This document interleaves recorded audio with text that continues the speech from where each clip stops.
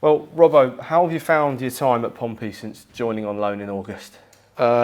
Really good so far, yeah. And I think hopefully it'll only get better. Where we're sitting in the league at the minute, the way we're playing, results we're picking up is, there's not much more we can ask for. But on a personal note, I've enjoyed every minute being here so far, and hopefully that can continue. Off the pitch, how have you settled into life on the South Coast? Good. The boys are really they were really welcoming when I first came in, and got some good friends now. Spend a lot of time with Chris and Cass outside of training.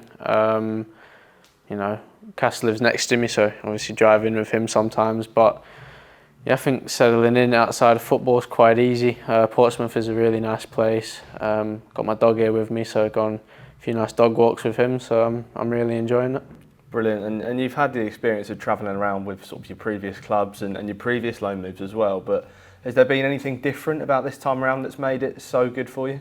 I think obviously just playing, playing so much in this first bit of the season has been really good and I've enjoyed it a lot, but I think when you're playing it makes your loan a lot easier, whereas when you're not it can kind of get you down a little bit, and then that affects your life outside of football. So I'm really thankful for the first bit of this season because it's kind of all blended well together, and just made things a lot easier.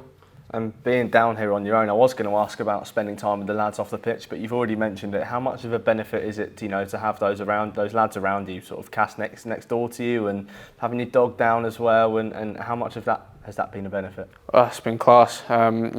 As a team, sometimes we go for coffees after training. It's just something to do instead of just going straight home, sitting on your own. But Regan's actually my next door neighbour, so Rees is next door to me. Cass lives like 2 minutes away from me. Chris is like 5-10 minutes, so we're all kind of in a close vicinity. But yeah, it's like you said, it's just been really helpful, helping me settle in.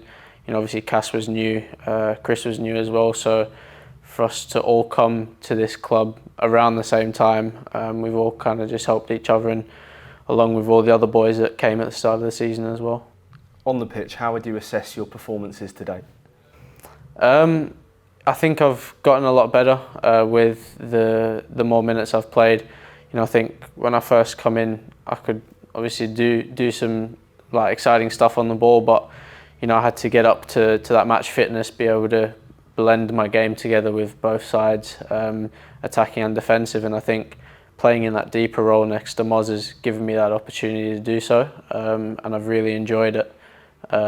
But obviously Marlon's coming back soon, and then hopefully I can just continue to blend that together and try and become the best all-round midfielder I can this season, to obviously help me progress in my career. What have been the standout games for you so far? I think probably the Reading one. That was really good, really fun to play, and felt like might have looked at, might not have, but I felt like we had quite a bit of time on the ball up until I think it might have been the 70th minute maybe, where they started to attack a lot more, and our game plan, but our game management kind of wobbled a little bit. I think the Wickham game was really good. I think when we scored the last minute winner, and although we drew that Charlton game, I really enjoyed playing in that game. I think we dominated the game really well, and it was quite an exciting and fascinating game for the people watching, but playing in it, I thought it was also a really fun game. We had a lot of attacks, and yeah, it was just really fun. But I'd probably say them three, yeah. Yeah, that Charlton game, I was going to come on to it. You were named man of the match, and fans were lauding your performance against the Addicts. Just go into a bit more detail about why you enjoyed that game, and how good did it feel to sort of hear your name called out and see all the praise you're getting? I don't know, it was, from the start it was just kind of it was a quick game, and I enjoy quick games because it's just back and forth. But I think in the first minute I had a shot or two on goal. I think from then I was like, right, this is going to be a good game. And then I don't know, I just started bringing out a bit of skills, like flicking over the guy's head and that. But that's stuff I enjoy doing, and I have done since I was a kid. So when I can actually bring that out in games, I think people will probably see that's when I'm enjoying myself, and that's when I'll have my best games. But I don't know, like I said, it was just very back and forth, and it was just a really exciting and fun game to play in. But I think that was my second man of the match at Fratton Park now, and it's just a really nice feeling to hear your name get called out. But I think there's still like 10 minutes to go, so you got to focus. And then obviously they scored the last minute goal, but it was a bit unfortunate. You're edging ever closer to that first goal. Is that something you're aiming for? Or is it more about for you just sort of keeping your head down and focus on what you're doing? I think when I first come it was. In the first 5 games or so, I was like, I need to get a goal, because I've never really in my youth days gone a long period of time without scoring. But obviously I'm at a different level now. It's a lot more intense and a lot more quicker. But I think the main thing, I'd be very happy not scoring if we're still getting results as a team. But I think now I've gone a bit deeper. It's still there, like I want to score, but it's not a main priority of mine. Whereas when I'm playing in the 10, it's like, got to score, got to create, got to try and create chances. But now if it comes, it comes. But I'm still trying to push, and I'm still trying to get it, because it's long overdue. We'll talk about that slightly different role you've been playing alongside Joe Morrell. How have you found adapting to that? Loved it. Moz is very easy to slip into and play with. He's a great player. He's fantastic on the ball and off the ball.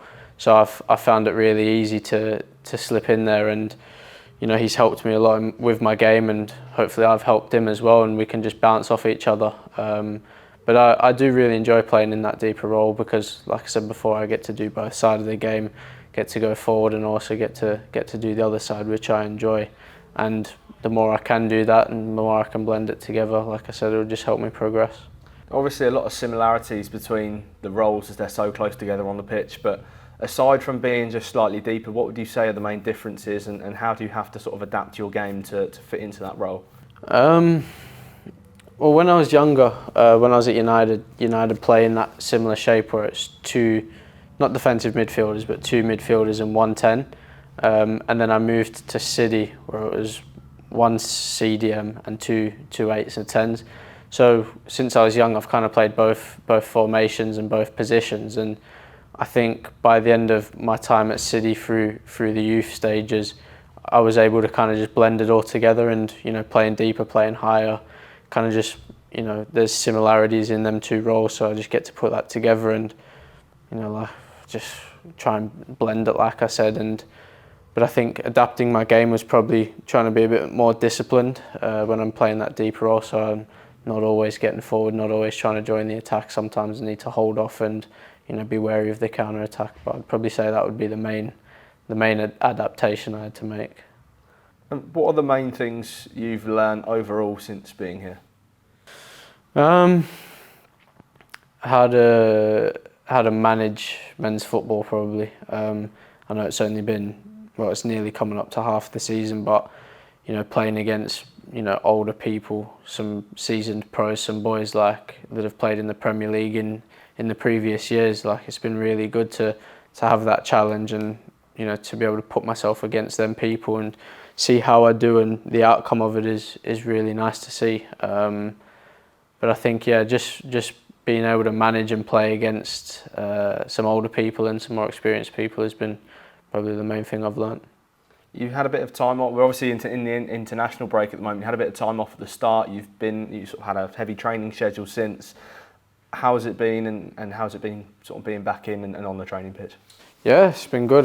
We had 3-4 days off, I think it was. I went back to Manchester, seeing my family, friends. And then, like you said, we've just had quite a heavy schedule since then. I think obviously preparing for the Blackpool game and keeping on top of our sharpness and fitness. And to be fair, the training sessions, you get to do a lot more, because during, when we have a huge period of games, you don't really get to train that much, like proper sessions. So the last week or 2, we've actually been able to get some proper sessions in, which has been nice. And like I said, just keep on top of our sharpness and our fitness, which has been good. Looking ahead to that Blackpool game, how much are you and the lads looking forward to getting back on the pitch? Yeah, I'm buzzing. Definitely I'm buzzing. I think the lads will be as well, and hopefully we can just carry on that performance that we had against Charlton, because I think as a team we all know we played really well, but it was unfortunate we didn't get the result. But if we can play the same way against Blackpool, or even better, then that'll be really good to see, and a bonus if we get the win. Blackpool have been enjoying some success recently. They beat Shrewsbury 4-0 last weekend. So what sort of game are you expecting? Yeah, I think one thing I also have learned about coming here and playing in this league is that you don't really look at any team and you think, oh yeah, like we're going to smash them. You know, all the teams in this league are good and they've all got their pros and cons like everyone does. But I think, like you said, Blackpool have had a few wins on the bounce, and you know they're a good club and a good team that, you know, hopefully we can break down and hopefully we can beat. But we just need to stick to our game plan and do what we can do, and you know hopefully play even better than we did the last game. Let's talk about your next door neighbour. Regan Poole obviously had some devastating news about his injury recently. I'm guessing all the lads and this team have been sort of rallying him around him and really supporting him during this tough stage of his career. Yeah, when he told me, I was really upset. Like I didn't think I'd be that upset, but I was, and I think a few of the other boys would say the same because he was a big part in this team, obviously on the pitch and off the pitch. But yeah, I think it is what it is. Football's football. He's going to get back even stronger than he was before. I don't know when he'll be back, maybe towards the end of the season or next season, but you know, hopefully it goes well and there's no issues with his rehab and hopefully everything works out. But yeah, I think he's got surgery next week maybe, so I'll be driving him into training quite a bit. But yeah, fingers crossed that everything goes well with him. Your dad is one of your biggest supporters. I think a few supporters might have sort of got to know him on Twitter and everything. What influence has he had on your career and how does he continue to help you? Massive, to be honest, probably the biggest. He coached me since I was a kid, literally since I could kick a ball up until I moved over to England when I was 12. So literally he's been my biggest supporter, but also my biggest influence and, you know, my biggest teacher. But yeah, on Twitter he's quite funny. I need to tell him to chill out a little bit, but no, I think he's just happy with what I'm doing. You know, hopefully I can make him happy and my family, but you know, everyone around me. But yeah, he's quite a big part in my footballing life and obviously my life outside of football. He's your biggest supporter. Let's talk about our supporters. What have you made of them and their support at Fratton Park and on the road so far this season? Unbelievable. I think Fratton Park kind of just goes without saying, you know, how many fans there are at the games and how loud they are all throughout the game. And I think, you know, there's been quite a few times this season where we've gone a goal behind and they've got behind us, and you know that kind of gives us that extra bit to push on and obviously come back. But even the away support's crazy. I think the Derby game and the Reading game, when we sold like a couple thousand tickets, it was just mad to see. And like, you know, sometimes like the other teams don't fill their stadium, but we've got a full bit, so it's really nice to see. And I think they've sold out the Northampton one as well already, so looking forward to that one on the road. But yeah, they've just been incredible, the fans, and you know, hopefully I'm showing them what I can do, and you know, us as a team are making them happy and giving them that hope that we think we can do something.